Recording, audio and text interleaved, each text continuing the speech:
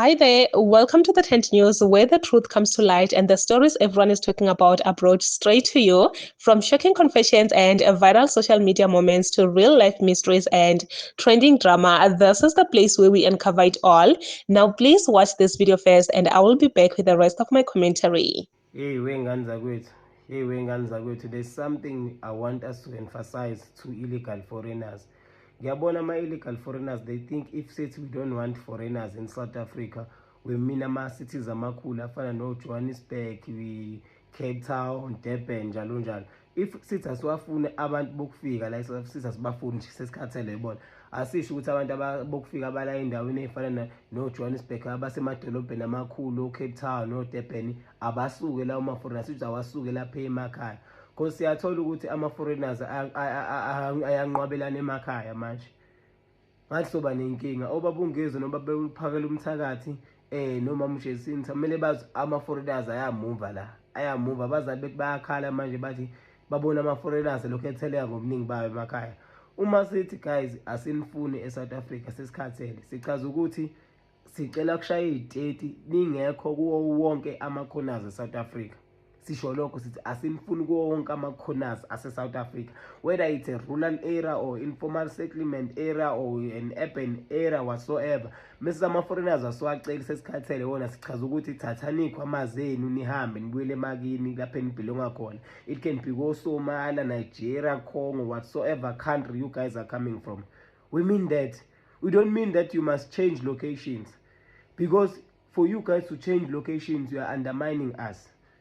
You can't be telling us that if sithi asinifuni kwe-South Africa nizosuka emadolobheni where you guys senona yonke into nabulala iyouth nayidayisela ama-drugs, nasuka lapho nathena iyouth into amaphara, nasuka lapho nathatha yonke imisebenzi ibisetshenzwa abazali bethu, nathatha nemisebenzi esetshenzwa ama-graduates emadolobheni nasinenze cheap labor. Asisho ukuthi njengamanje sukani-ke manje nihambe niyele emakhaya nisondele kubazali bethu, niyothena manje ingane zakithi emakhaya, niyoyithena amaphara because bayakhala abazali.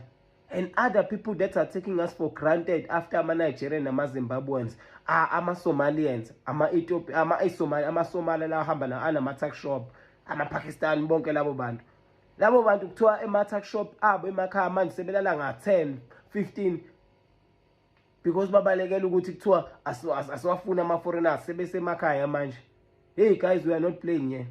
You guys that decided to move from big cities to rural areas as foreigners, you guys, we're gonna deal with you decisively. Sikhathele ama-foreigners. Angazi noma your so-own politicians lawa ama-Somalians noma ama-organization ama-Somali abathengele iy'moto iy'nqovu ababamba nawo ama-conference ngasese ababamba nawo ama-event lawa abasuke bewenza. Angazi noma banithembise ukuthi hayi hambani emakhaya la kuma-city amakhulu nithi ukudima kancane sisayilungisa le nto kube ayikho into abayilungisayo. We're gonna deal with you even if you guys are in rural areas, because we are serious about you guys leaving our country. Uma lawo ma-leaders ama-politicians that they claim to be pan-Africanist bentshela ukuthi move to the rural areas where there are no marches, protests whatsoever. We guys gonna deal with you even if ngithiwa nikweyiphi indawo here in South Africa. Because manje nihamba every time if ngekathi qala ama-marches to marches eDurban namuvele eJohannesburg, azala eJohannesburg namuvela kwamanye ama-areas, manje seniyabona ukuthi anidingakali kuma-big cities, senibuyele emakhaya kuma-rural areas, seniyokwenza lento eniyenza la, lokhu ukungcola nokunuka enibenza la seniyobenza le emakhaya. Khohlwani bafana bakithi, you guys must leave our country in peace, like it or not. There is no one that is gonna protect you illegal foreigners. Even the so-called president, the so-called pan-Africanist corrupt leaders, they won't protect you. We need you guys to leave our country completely. We are sick and tired of you illegal immigrants. Thank you. South Africa is xenophobic, yet every African government that's failing, their people are here. And we need to face a reality. We need to face the fact that South Africa, we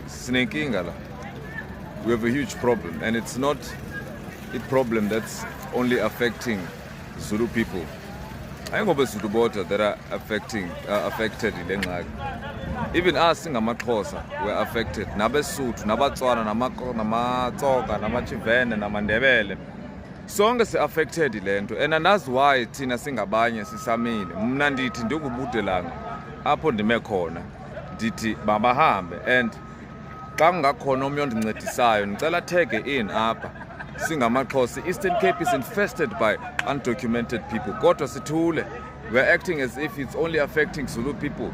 Nansi ngu-MEC Mkhwanazi in KZN has currently agreed to work with Jacinta as well as Phakelo Mthakathi to help in resolving the issue of undocumented people. Why are we not doing the same thing as amaXhosa? Why are we not doing the same thing as amaTsonga? Why are we not doing the same thing as amaVenda? Because it's not only affecting Uzulu, and we cannot, Uzulu cannot ngeke abe yihero yethu sonke. Uzulu cannot be in Eastern Cape, cannot be eKwaZulu Natal, cannot be eGauteng, cannot be Western Cape, cannot be Bloemfontein. Bloemfontein is infested by abantu bokuhamba, and that's why abantu bengakayisukumele Bloemfontein. Like we are all infested by undocumented people, and it's affecting us to the core.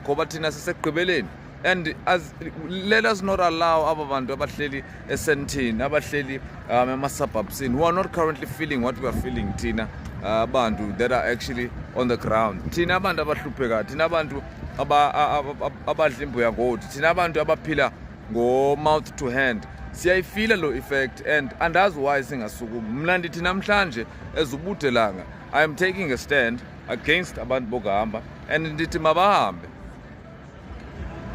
Yes, things are going down, guys. Like, things are really, really going down.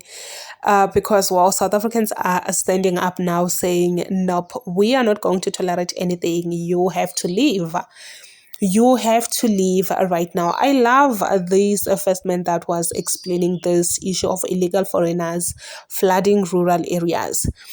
Because now obviously they can see Uguti in the townships or wherever they are, it's not safe anymore. So they will run to a safer place. That's just the truth.